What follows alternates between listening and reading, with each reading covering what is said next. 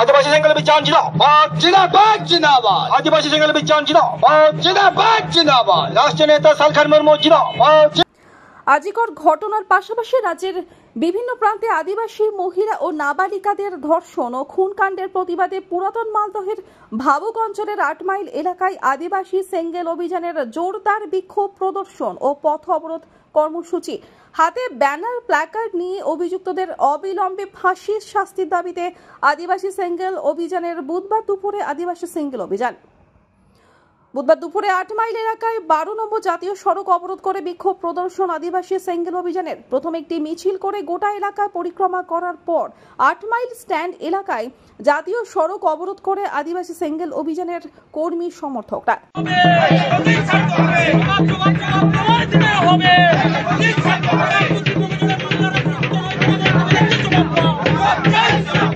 এদিন উপস্থিত ছিলেন উত্তরবঙ্গ জোনাল সেক্রেটারি মোহন হাসদা সহ আদিবাসী সেঙ্গেল অভিযানের গাজল এলাকার নেতা কর্মীরা।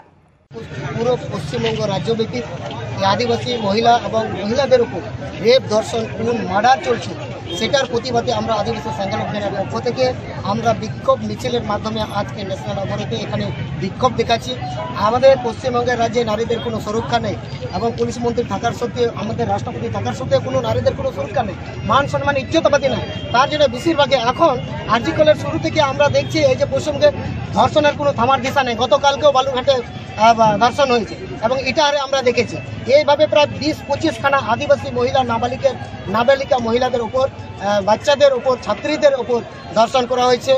ধর্ষণ করে, যেটা বংশীহারিটার ঘটনা উদাহরণ, সেখানে ধর্ষণ করে তাকে ফাঁসি পর্যন্ত ঝোলানো হয়েছে। এর যে নিন্দাজনক এবং দুর্ভাগ্যজনক ঘটনা কিছু হতে পারে না।